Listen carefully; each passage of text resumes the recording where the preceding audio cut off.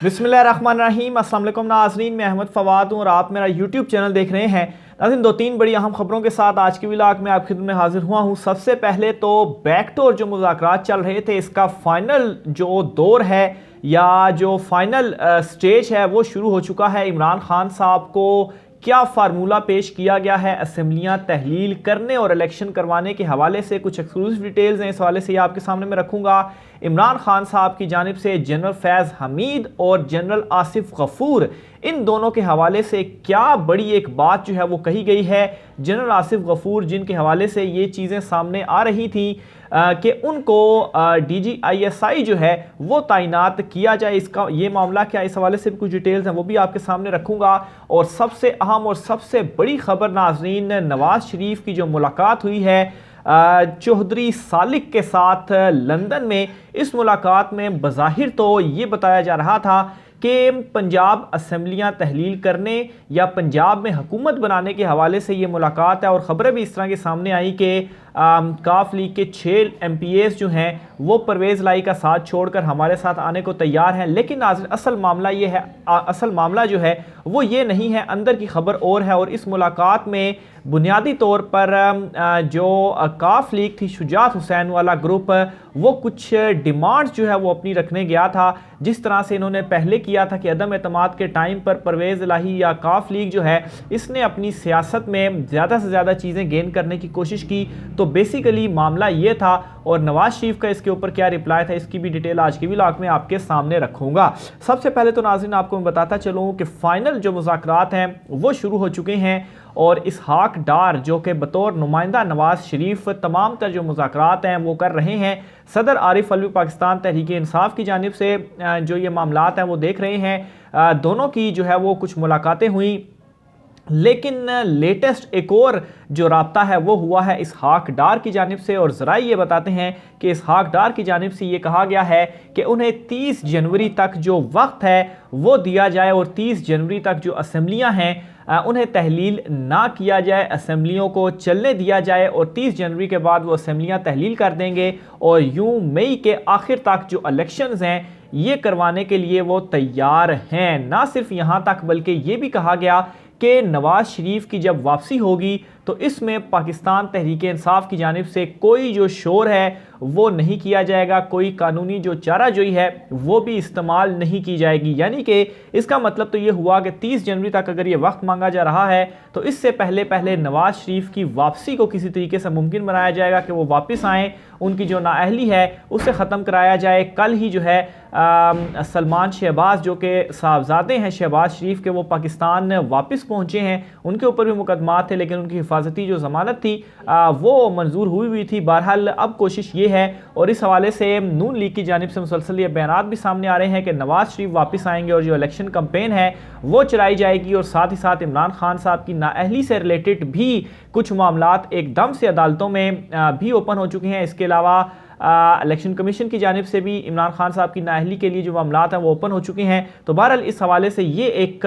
Conspiracy theory भी पेश की जा रही है कि इमरान खान साहब को इस तरीके से प्रेशराइज करके, तो जब नवाज शरीफ की वापसी हो या उनकी नाअहली ख़त्म हो तो वैसे ही इमरान खान साहब ज़्यादा जो है वो इसके ऊपर कोई स्टेप ना उठा सके, क्योंकि वो भी नाअहल होंगे। तो फिर अगर नवाज शरीफ को कुछ ना कुछ दिया जाएगा तो उसमें ये होगा कि इमरान खान साहब की भी नाअहली ख़त्म की जाएगी। तो ये इस वक्त मामला जो हैं वो चल रहे हैं और इसी वजह से ये कहा जा रहा है कि अगर नवाज शरीफ वापस आते हैं और उनकी नाअहली ख़त्म होती है तो इस सूरत में पाकिस्तान तहरीक इंसाफ या इमरान खान साहब जो हैं वो कोई स्टेप नहीं उठाएंगे। और साथ ही जो इलेक्शंस हैं इस हवाले से भी ये पैगामात इस वक्त पहुंचाए जा रहे हैं। लेकिन दूसरी साइड पर इमरान खान साहब की जानिब से इस वक्त इस मामले के ऊपर कोई जो रिएक्शन है वो सामने नहीं आया, बल्कि यहाँ तक सोच मौजूद है कि मुस्लिम लीग नून जो है वो दोगली पॉलिसी और डबल गेम के साथ इनके साथ चल रही है। क्योंकि दूसरी साइड पर इन्हीं के जो रहनुमा हैं वो तड़ियाँ भी, ख़ासतौर पर राना सनाउल्लाह जो हैं वो तड़ियाँ भी लगाते हुए नज़र आ रहे हैं तहरीक इंसाफ को। कल राना सनाउल्लाह की भी बरियत हुई है, जो मंशियात वाला केस उनके अगेंस्ट था उसमें कल उनकी जो बरियत है वो भी हुई है। तो बहरहाल ये इस वक्त मुज़ाकरात के हवाले से जो कुछ डिटेल्स थी वो सामने आ रही हैं। दूसरी साइड पर चौधरी सालिक और नवाज शरीफ की भी बड़ी एक अहम मुलाकात हुई है और ये मुलाकात हुई है लंदन में। और इस मुलाकात के अंदर नाज़रीन पंजाब में परवेज़ इलाही की तब्दीली से रिलेटेड नहीं, बल्कि असल जो मामला, असल जो मुद्दा उठाया गया वो ये था कि किसी तरह से पंजाब में नून लीग जो है वो काफ लीग के साथ सीट एडजस्टमेंट करें। अब नाज़रीन, थोड़ा सा अगर तमाम तर मामलों के ऊपर गौर किया जाए तो एक साइड पर परवेज़ इलाही साहब जो हैं वो काफ लीग के लिए, यानी कि काफ लीग में जो दो ग्रुप हैं, शुजात ग्रुप और परवेज़ ग्रुप, तो परवेज़ इलाही पाकिस्तान तहरीक इंसाफ के साथ सीट एडजस्टमेंट चाहती है और शुजात हुसैन ग्रुप जो है वो नून लीग के साथ सीट एडजस्टमेंट चाहती है ताकि ज़्यादा से ज़्यादा नशिस्तें ली जाएँ। और वो जमात जो कि बिल्कुल एक नशिस्त थी और उसके बाद 2018 में इमरान खान साहब के साथ इत्तेहाद करके इस लेवल तक आए हैं, वो अपनी सियासत को इस जगह पर आप पहुंचा रहे हैं कि दोनों के साथ जो है वो हम सीट एडजस्टमेंट करने के बाद ज़्यादा से ज़्यादा सीट्स हासिल कर सकें, जबकि अंदर से ये दोनों इस वक्त यही नज़र आ रहा है कि ये दोनों एक हैं। और शुजात हुसैन और परवेज़ इलाही के हवाले से भी ये तफसीलात सामने आ चुकी हैं कि इन दोनों की आपस में सुलह जो है वो करवाई जा रही है। बहरहाल ज़बरदस्त पॉलिटिक्स इस वक्त काफ लीग की जानिब से भी खेली जा रही है और ज़राए के मुताबिक इस लंदन मुलाकात के अंदर ये जो बातचीत है वो हुई है। नवाज शरीफ की जानिब से भी कोई वाज़ेह जवाब तो नहीं दिया गया, लेकिन उन्होंने कहा है कि इस मामले को जो है वो देखा जाएगा और सीट एडजस्टमेंट की जाएगी।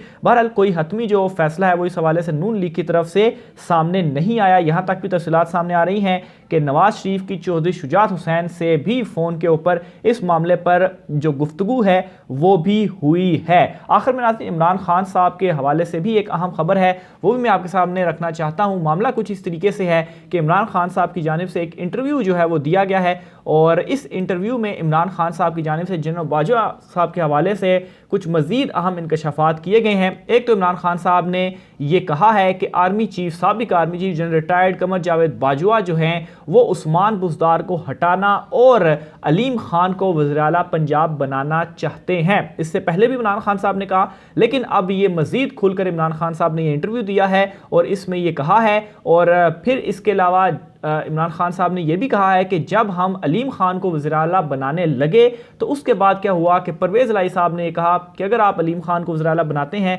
तो फिर मैं आपको सपोर्ट नहीं करूंगा। और फिर उसके बाद ये फैसला किया गया कि परवेज़ इलाही को वज़ीर आला पंजाब जो है वो बनाया जाए। साथ ही साथ इमरान खान साहब ने यह भी कहा कि इस वक्त नवाज शरीफ की पूरी कोशिश है कि किसी तरीके से उनको नाअहल जो है वो किया जाए, इदारों को उनके खिलाफ जो है वो इस्तेमाल किया जाए और इनको नाअहल किया जाए। और नवाज शरीफ ये भी चाह रहे हैं कि इनके जो केसेस हैं वो ख़त्म हो जाएं और जो NRO 2 है ये अपनी हतमी शक्ल तक पहुंच जाए। इसके अलावा इमरान खान साहब की जानिब से ये भी इंकशाफ किया गया कि परवेज़ इलाही असेंबलियाँ तहलील करने के मामले के ऊपर उनका ये जो है वो कोशिश थी कि असेंबलियाँ देर से तहलील की जाएँ, लेकिन एट द एंड परवेज़ इलाही की जानिब से तमाम तर इख्तियारात मुझे ही सौंपे गए हैं कि जिस तरह से आप कहेंगे हम उसी तरीके से करेंगे। अब ओवरऑल इनकी पॉलिटिक्स का अंदाज़ा आप यहाँ से भी लगा लें कि परवेज़ इलाही यहाँ पर इमरान खान साहब के साथ खड़े होकर अगर वो उनकी बात भी मान लेते हैं तो इससे क्या होगा, वो इस पोजीशन में होंगे कि नेक्स्ट इलेक्शन में इमरान खान साहब से कह सकें कि देखें हमने आपकी बात मानी, हम आपके साथ चलते रहे, अब आप हमारे साथ सीट एडजस्टमेंट करें। दूसरी तरफ शुजात ग्रुप नून लीग के साथ कर रहा है, तो अगले इंतखाबात में अगर ये पंजाब में अभी इनकी 10 सीटें हैं, अगर 20-25 के साथ भी आ जाते हैं तो फिर ये मज़ीद तगड़े होंगे। और जिस तरीके से अभी इन्होंने ज़्यादा से ज़्यादा सियासी गेन करने की कोशिश की है, उस वक्त भी ज़्यादा से ज़्यादा सियासी गेन करने की कोशिश करते हुए वज़ीर आला ये अपना ही लाने की इस वक्त कोशिश में है। तो ये जो गेम है वो सारी समझ में आ रही है जो कि की जा रही है काफ लीग की जानिब से। इसके अलावा जो ऑफ द रिकॉर्ड भी इमरान खान साहब से कुछ सहाफ़ियों की गुफ्तगू भी हुई है, कुछ इमरान खान साहब से सवालात भी हुए। तो इन सवालात में इमरान खान साहब की जानिब से जनरल फैज़ हमीद साहब के हवाले से और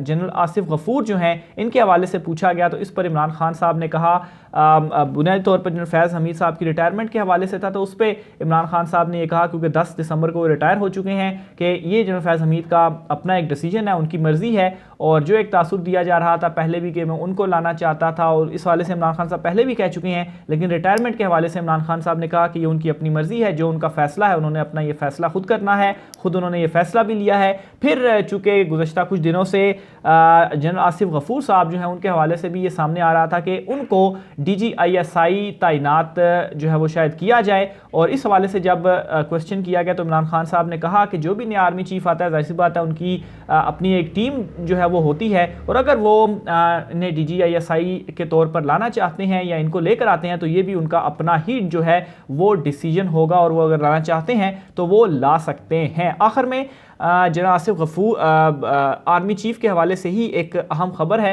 आर्मी चीफ की जानिब से दौरा जो है वो किया गया है बलूचिस्तान का, और